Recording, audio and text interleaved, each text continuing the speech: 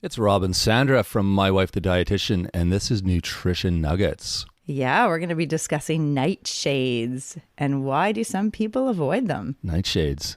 It sounds like an 80s TV show. like these two cops or something, running around at night chasing bad guys. Or like Nightshades. Dun, dun, dun, dun. Corey Hart with sunglasses at night. Oh, it's got 80s written all over it. That's funny. Nightshades. I've heard of nightshades, but yeah, I don't know what it means or what they are or why people are scared of them or I think there is a bit of a mystical past, a dark mystical past. Ooh, with them. Well then. With Romeo and Juliet. Oh, like way back. Yeah, she took belladonna, which was a nightshade, and then all the side effects of taking belladonna happened to her. Her pupils dilated, the heart rate increased, hallucinations. It sounds like a few different things could do that to you. Yeah, but I think that's kind of one of the historical references of nightshades. Interesting. Mm-hmm. So we're going to discuss what are they and why do people worry about them and what the evidence says and 5 takeaway messages. Perfect. Let's get into it. So what are they? Yeah, what are they? What are nightshades? It's a good place to start. Yeah, okay. So yeah, they're a large family of plants that contain a chemical, the alkaloid chemical. It's a solanine is the plant, and they have a chemical compound, an alkaloid, and it's toxic in large amounts, but not in the foods that we eat. It's not toxic. Okay. Like there's not enough in the foods that we eat to worry about it being toxic. There's a fear of alkaloids because of the solanine, and that's what's in green potatoes. Oh, okay. So when a potato has a bit of green on it or it starts to produce leaves, like right. It shoots. Yeah. Yeah, you shouldn't eat potatoes if that's happening. Because of the solanine? Exactly. I see. And that's a nightshade. That's got this chemical compound, the alkaloid. And we did a whole episode of Nutrition Nuggets 5 on potatoes. And we talked a little bit about the green part of the potatoes. Right. And they're good for cleaning your shovel. That's right. I remember that. Exactly. So why do people worry about them? Probably because they're toxic. Well, they're the solanine part, which is mostly in the leaves and stems of certain foods that we eat. So which ones do you think? Like root vegetables, maybe? Potatoes. Potatoes. Yeah, you already said that. Yeah. Tomatoes, green peppers, like bell peppers. Oh, okay. So not root vegetables then, because those grow above ground. And eggplants. And those are all dark. Does that have anything to do? Like when I think nightshades, I think like dark vegetables or fruits. That's just a... That's no. Okay. Don't even put that out there because it's totally not correct. Okay. Yeah, but you think of what spices or what foods are made out of tomatoes. So ketchup. Right. Tomato sauce. Hot sauce. Tomato paste. Exactly. Marinades. So all those people that are avoiding nightshades are probably avoiding those things. Right. And also like bell peppers, chili peppers, hot peppers, spices like curry, chili, cayenne, red pepper. But all those foods have been eaten for centuries in traditional diets. Right. And there's no evidence that suggests that these particular foods are bad for your joints or inflammatory or actually, make arthritis worse, because I think a lot of people think that that's what nightshades do. Oh, but there's okay. no evidence for that. Actually, the evidence is showing the opposite. Oh, really? Yeah. So ketchup is good for your joints. Not ketchup per se. Okay. No, but the whole minimally processed foods like bell peppers, all different colors, the baby potatoes, the different colored potatoes have a real good level of phytochemicals and polyphenols. So those antioxidants, they're actually really good for you. Right. And also eggplant they've shown that it's actually anti-inflammatory. So there you go. Yeah. It's amazing how you can take research and tweak it to make it fit what you want people to believe.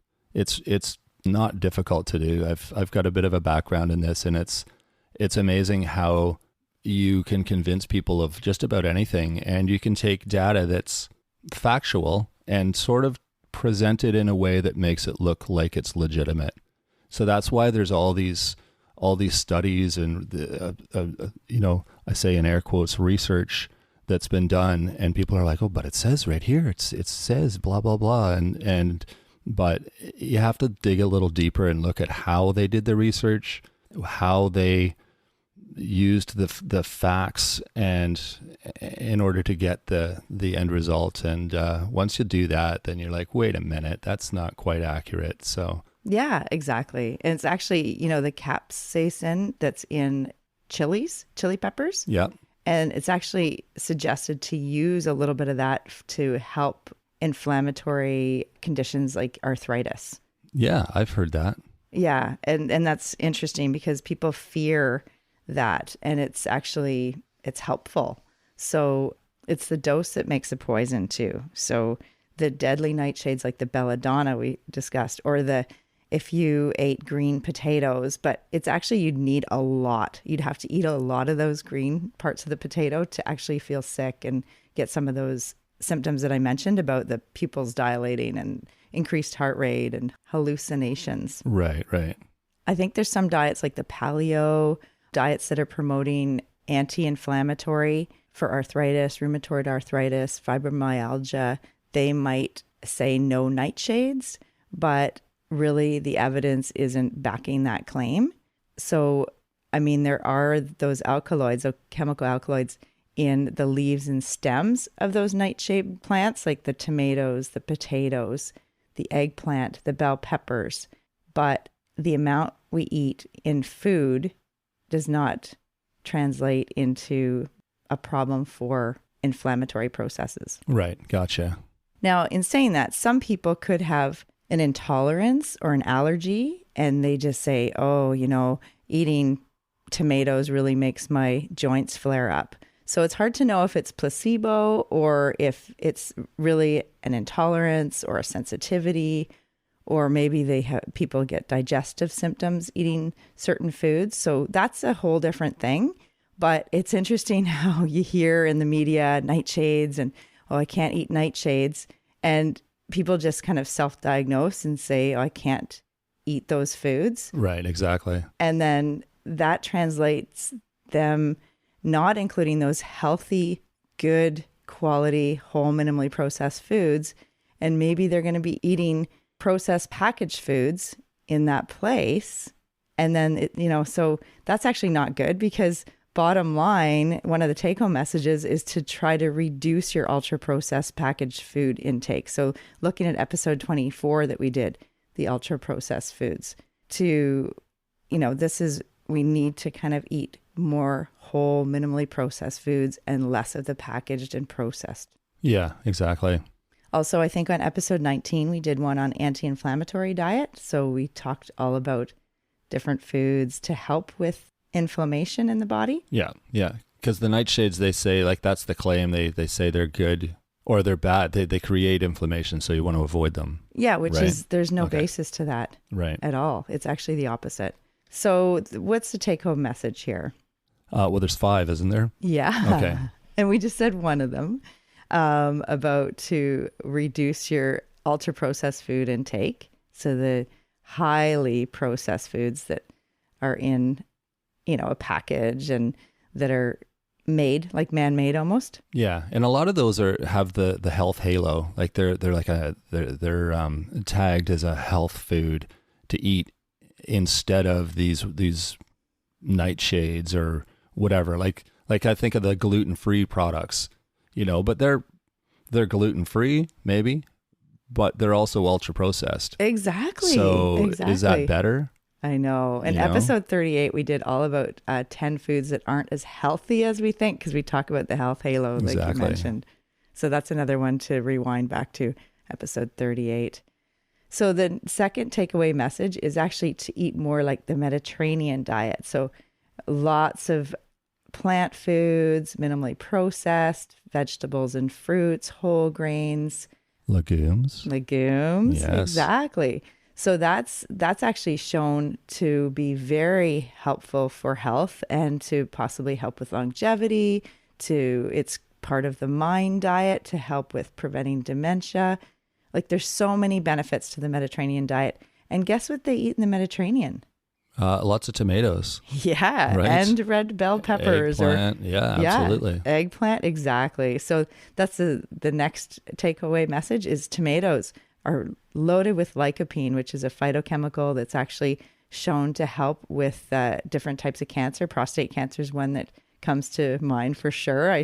Remember I used to teach the men undergoing radiation treatment for prostate cancer for 10 years. I taught that group, and that's a big one, lycopene. So just eating 10 servings of tomato products a week will give a good amount of lycopene in your diet. Right. And that's actually really beneficial. And processed tomato products like tomato sauce or salsa actually have a higher level of lycopene, and that's actually really protective. Perfect. Yeah. So that's a good thing. Yeah. And then peppers, the bell peppers, all those different colors that you can get. Mm-hmm. What kind of colors? Well, there's red and yellow and orange and green. Yeah, I think, even purple. that come to mind. Yeah, you're right. Purple. Yeah. So those are actually really high in those antioxidants, those polyphenols, because of those bright colors. So that's excellent. And it gives a good amount of vitamin C, which is really helpful for our daily intake of vitamin C is really important in our diet. For sure it is. Yeah, and absolutely. it helps the gut absorb the iron-rich foods. So if you're slightly anemic or you need more iron in your diet, having food at your meal with vitamin C helps your gut absorb that iron-rich food. Yes. And then the last one is eggplant. It's actually, really beneficial, and it's an anti-inflammatory food. So just because it's called a nightshade and it's a plant that fits in that category doesn't mean it's bad for you. It's actually really good for you. So please try to figure out what is the reason that you're deciding to avoid certain foods like nightshades in, air quotes, because you probably don't need to. And it's probably actually serving you in a not so good way. Yeah. I'm just realizing that there's a lot of media that focuses on things that you shouldn't eat, instead of focusing on the foods that you should eat. Exactly. Right? Yeah. And I'm sure they're trying to lead you down a path is don't eat this. Instead, eat our product that we've created that's safe for you and healthy and blah, blah, blah, right? Oh, yeah, absolutely. Because like we keep saying every week, that's the foods that are good for you aren't in a package. They're out there, they're natural, they're available, they're nothing fancy. It's just your regular, whole minimally processed foods. That's what I was looking to say. Yeah. Perfect. You think I'd know that by now? No, but you're right. I think media, it serves a good headline. It's like, you can't eat this, or you shouldn't eat, or nightshades are killing us, or whatever the headline is that grabs your attention. And then you read it and all you remember is nightshades bad. Yeah. Well, it's just like the news. The news is always about all the bad things in the world that are happening. And, it's never an hour of, oh, this really good thing happened today. And, oh, let's go and look at this other really good thing that happened in the world today. It's all about like what blew up and what crashed and what broke and, so it's no different. It grabs your attention and it gets, The one last thing, this wasn't the takeaway message, but I did want to go back a little bit about potatoes. So some people just do not like potatoes, or they think that they're really bad for their blood sugar or whatever reason. But if you heat potatoes and then cool them and eat leftover potatoes, or put potatoes that are already cooked in a dish, it's got that resistant starch, which is really good for your gut health. It has those prebiotics that feed the good gut bacteria, the probiotics. So that's another way. I think we talked about with the brown rice versus white rice episode, Nutrition Nuggets, a few weeks ago. Yep. If you heat and cool and then eat. So if you heat it and then let it cool, like eat it the next day or something. Yeah, exactly. Eat it in leftover fashion, you're going to get that resistant starch. It gets sticky. Yeah, sticky and congealed almost. Exactly. Yeah, that's what happens with potatoes and rice and pasta actually, and it creates the resistant starch that has the prebiotic for the gut and to feed those probiotic bacteria. Nice. So that's actually helpful for the gut. So, really look at the reasons why you're avoiding certain foods and have a critical eye and maybe change your mindset. Yeah. And if you're curious, just shoot us a message, because we'd be happy to discuss that and give you a science-based answer. It's not just based on what people are talking about in a magazine or online. Yeah. And part of the reason we did this one was because of last week's episode with Brent Blake, the chef, and how customers come in and the server asks the line cook, "Oh, are there any nightshades in this? Because my customer can't have nightshades." Right. Plus, I hear it time and again. People with rheumatoid arthritis or other inflammatory conditions. "Oh, I can't eat nightshades," and I've taken them out of my diet for the last year or even more. And so I really want people to analyze the reason they're taking out healthy, good for you foods. Yeah, for sure. Awesome. Well, thanks for sharing that information. I think that'll be really helpful. I know I didn't know anything about it, and I'm sure I'm not alone. So we've unveiled the nightshades. Perfect. All right. Well, I can't wait for next week. We're interviewing Lizzie, and it's about retired athletes and how to fuel yourself in just regular daily living. Fun. Well, that'll be neat. Yeah, so that'll be next Monday. And in the meantime, you can check out our social media pages on YouTube, Instagram, Facebook. You can visit the website at mywifethedietitian.com. And like I said, if you have questions or comments, anything like that, you can reach out to us through our email at mywifetherd@gmail.com. We're always happy to hear from people. And don't forget to rate and review the show. That's always helpful as well. Yeah, 5-star would be great. Yeah, that'd be awesome. Helps it to spread the word to other people, and they'll find us more easily. Exactly. Awesome. Well, thanks for coming out today, everyone. We really appreciate it. And don't forget to tune in next Monday. Thanks for joining us today on My Wife the Dietitian. If you like what you heard, don't be shy. Leave us a comment or review, and be sure to share our podcast with your friends. If you'd like to hear more, hit that subscribe button. You can also follow us on our social media pages for updates, episode trailers, and other odds and ends. For more info and links on what we discussed on today's episode, check the show notes. We'll be back next week with another informative and fun-filled episode.